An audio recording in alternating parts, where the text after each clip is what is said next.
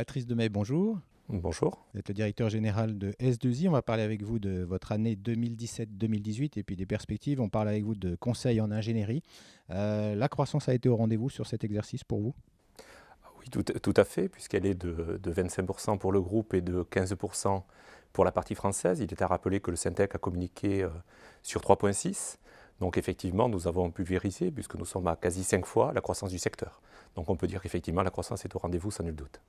Avec pour vous une acquisition dont on peut reparler, c'était Phil Europe, hein, qui est dans un secteur banque notamment, mutuelle et autres. Où en est l'intégration et par rapport à ce que vous en attendiez? Effectivement, donc nous avons fait l'acquisition de Phil Europe il y a maintenant 1 an et demi quasiment. Phil Europe, c'est proche de 54 millions de chiffre d'affaires supplémentaires. Et il t'a rappelé qu'on en a fait un petit peu plus de 100. Donc Phil Europe représente à peu près la moitié de notre croissance. Le reste est organique.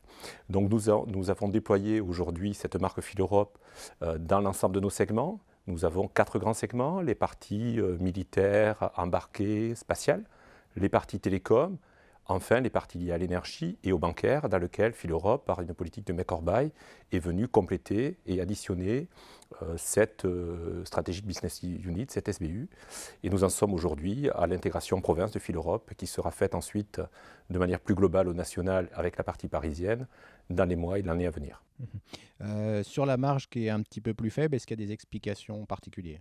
Il y a une explication connue, il y a 1 an, qui est calendaire, tout simplement. Il y a 5 jours en moins. Donc, quand on parle de 218 jours en moyenne de travail, 5 jours en moins, si mes calculs sont bons, rapidement, ça fait à peu près 2,30. Donc, de 30% de moins. Quand on sait que 80% des coûts sont des coûts salariaux, naturellement, il est normal qu'il y ait de la marge en moins. En fait, intrinsèquement, c'est même de la marge en plus, finalement, puisque la marge en moins érodée n'est que de 0,7, si mon souvenir est bon. Du côté justement de l'international dont vous parliez, il y a aujourd'hui, je dirais, en France et international, la demande reste forte. Oui, très forte, partout, très soutenue. Quand on parle de la digitalisation de l'économie, de la numérisation de l'économie, ce n'est pas un vain mot. Aujourd'hui, quand vous prenez votre taxi, votre réveil le matin, votre avion, voiture, vos applications iPhone ou autres, il y a du numérique partout. Donc la digitalisation de l'économie est en plein. D'ailleurs, nous allons communiquer dans les jours à venir, et je ne vous donne pas le chiffre là pour le coup, dans le cadre du Syntec, puisque je suis aussi vice-président du Syntec, sur des croissances extrêmement importantes du secteur. Donc la croissance est partout en France et partout à l'international également. Alors on a toujours peut-être cette idée que c'est pas infini, que ça va.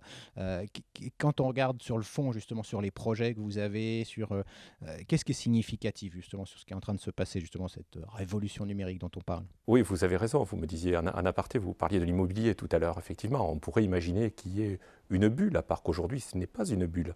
On a vécu dans les années 2000 avec la bulle dite de l'Internet. C'est vrai, c'était immatériel. Aujourd'hui, on est sur une industrie réelle, factuelle, tangible.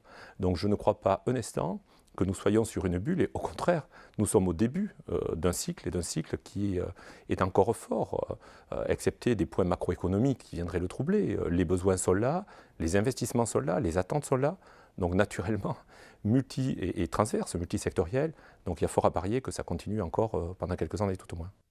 Alors en même temps, on pourrait dire il faut aussi, voilà, la concurrence est là puisque la demande est forte. Comment on se positionne, comment vous vous positionnez, vous, justement, dans cet univers concurrentiel? Vis-à-vis de notre concurrence, Oui. pourquoi on fait mieux? C'est ça finalement. Pourquoi on fait mieux? Je pense qu'il y a plusieurs facteurs. D'abord, on ne vend pas des produits, on vend des services. Donc les hommes et les femmes qui composent notre société, qui composent les ESI, sont le facteur de succès premier. Le deuxième, il est structurel. Il est lié à notre structure, très délégative, avec beaucoup de layering, peu de niveau hiérarchique, donc on prend des décisions rapides. Ces décisions ne sont pas remises en cause et sont approuvées par le management, donc c'est beaucoup plus facile à pouvoir avancer. Dernier point enfin, la trésorerie. Nous ne sommes pas une société endettée, nous avons les moyens de nos actions. Donc quand on rajoute un objectif clair, une gouvernance claire, des collaborateurs de bon niveau et des moyens d'ambition, naturellement ça permet d'aller plus vite. Voilà, moi qui suis présent sur les réseaux sociaux, je vois régulièrement des sociétés de conseil qui recrutent à Paris, mais pas seulement, en province. Donc il y a quand même une compétition forte pour aussi attirer les talents. Exactement, il y a une compétition forte et je crois qu'aujourd'hui, la mode certes est liée à la fiche signalétique de la société, avec sa taille, ok, mais surtout à ce qu'on va faire, à ses valeurs, à ses projets et à ce qu'on porte. Et je crois que chez S2I, dans le cadre notamment de la diversité, finalement de la pluralité de nos profils, de la pluralité de nos actions, ces valeurs sont bien sous-tendues et soutenues. Alors, on parlait de croissance externe. Est-ce qu'aujourd'hui, et on a eu l'occasion avec S2I d'en parler au cours des dernières années, est-ce qu'il faut aller plus vite en croissance externe? Quelle est la stratégie?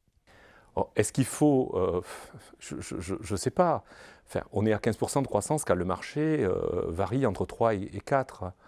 Je crois que c'est une croissance extrêmement raisonnable. Hein, on fait 4 fois le marché en croissance quand ce n'est pas 5. Mais prenons ne serait-ce que 4 fois. Est-ce qu'on a besoin de faire 5 fois, 6 fois, 7 fois, 8 fois ou 10 avec des croissances externes? La réponse est non.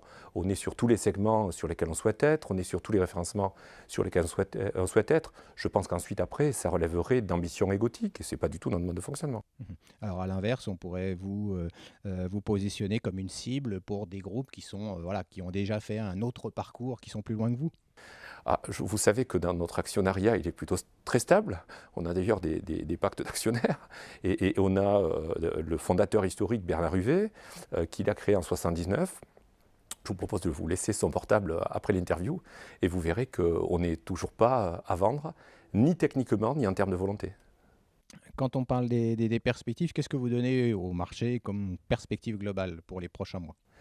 Très clairement, on va poursuivre notre ambition, puisqu'on imagine développer un chiffre d'affaires groupe compris entre 630 et 645 millions d'euros, donc avec lequel on se sent plutôt confortable. Donc une perspective à 15 points de croissance. On a pu s'inquiéter du mois de mai à Gruyère avec à la fois les grèves, à la fois les jours fériés. Vous n'avez pas eu d'impact chez vous particulier? Alors on s'y attendait nous aussi, effectivement. Bon, il y a des impacts puisqu'il y a des ponts très très longs, mais pour l'instant, les chiffres qui me sont remontés de notre comptabilité, de notre gestion, sont plutôt excellents et sont de la même veine que les mois et trimestres précédents.